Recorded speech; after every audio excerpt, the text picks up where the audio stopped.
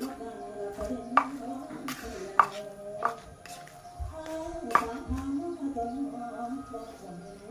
บายดีเด้อพี่น้องตอนนี้เรากำลังทำห่อสมโมกันจ้ะพี่น้องบ้านน้องไม้ห่อสมโม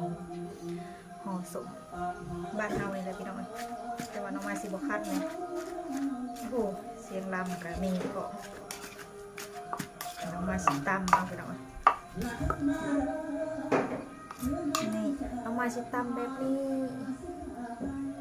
ตำใส่โขกแบบนี้เอาพี่น้องน้องไม้สิบคัดเนี่ยตำเอาจะแซ่บสังเกตเสือน้ำยังไม่ได้ครับล้ำไทยพี่ช้างอันนี้ล้ำไทยยังอุบล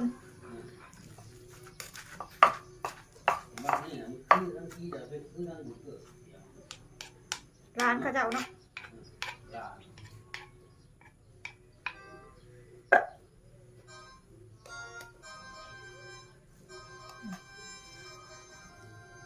นี่เขาสีดมเอาเข้มหรือจางเขาสีดมเอาคือสีบอดีแหละพี่น้อง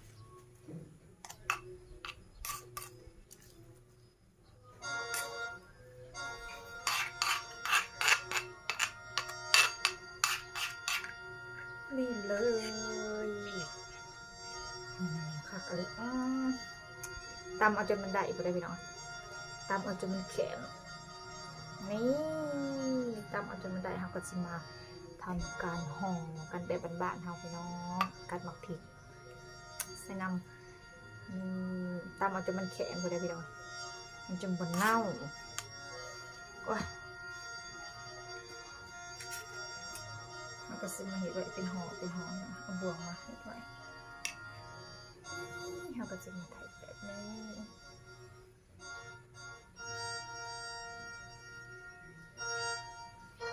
เห็ดกินเองต้องห่อใหญ่ๆจุกๆ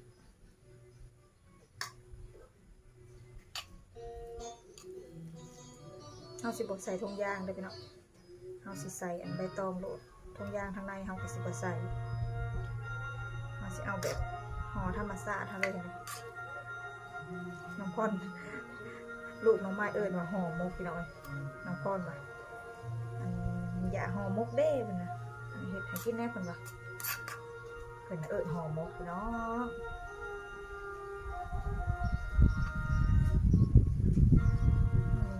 สิเอาเป็นห่อเลยเป็นกี่ไว้พี่น้องเราก็สิเป็นห่อ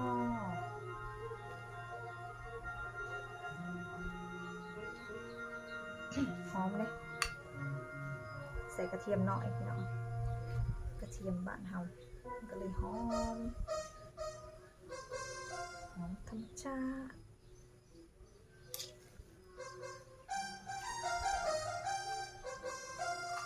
นี่หอมนะเราใส่เป็นบวกเป็นบวกสิ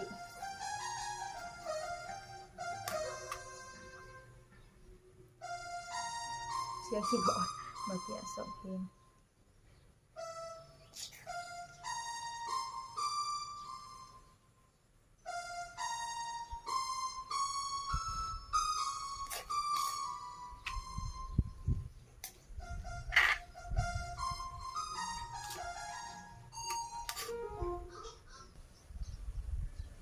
ห่อกันแบบนี้เลยจ้ะพี่น้อง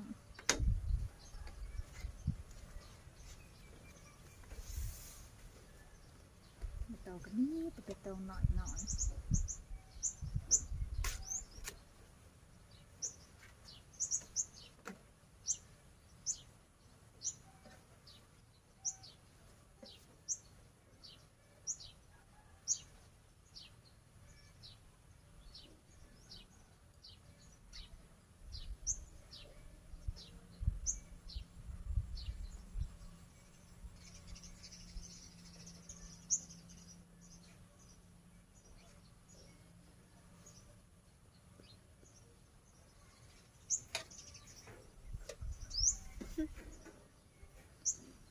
ดมเอา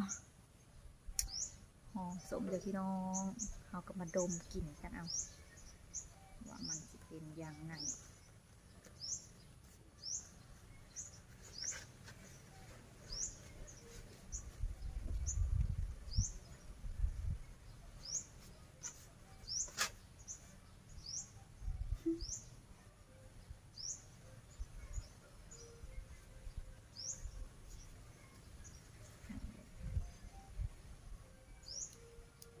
แบบธรรมชาติเลยจ้ะพี่น้องนี่ห่อแบบธรรมชาติบ้านเฮาสบายสบายพี่น้องบริญญาได้ละไม้ห่อครับเอาไปเลย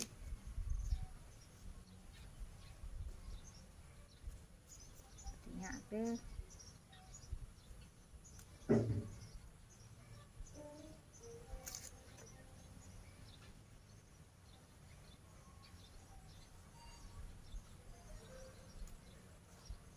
นี่เราก็ใส่ตอกนี่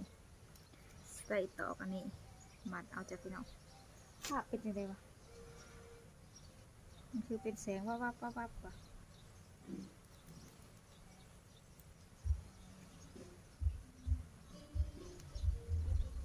ไม่ใส่ตอกทำเอาจากพี่น้องใส่ตอกมัดเอาแบบห่อกินแบบมันบ้านเฮาค่ะเด็กพี่น้องเฮาก็ต้องเอาธรรมดาแบบนี้แล้วมันจะแซ่บจ้ะพี่น้องน้ำมันสิบ่หอกบ่ซอสทงยางเลยเราเห็ดกินเองเราบ่ต้องซอสก็ได้ใช้ทงยางแล้วมันสีสมใบต้องใส่ทงยางต้องใส่น้ำทงยาง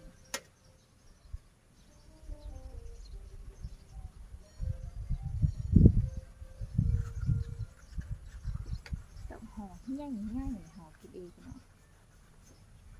ต่อไปอันนั้นมันดับครับเอาจากซีซ่ง่ายดิ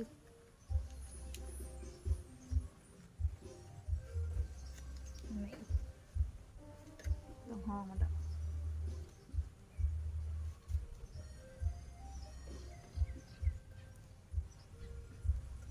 ต่อกระจักเองเลยนี่พี่น้องมีแต่ของทำเองได้หอมที่สอง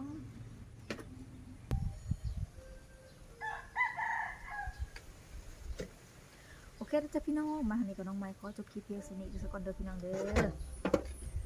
พบกันใหม่คลิปหน้าฝากกดไลค์กดแชร์ช่องน้องไม้ออฟฟิเชียลเพื่อเป็นกำลังใจทำคลิปต่อไปนำเด้อจ้ะพี่น้อง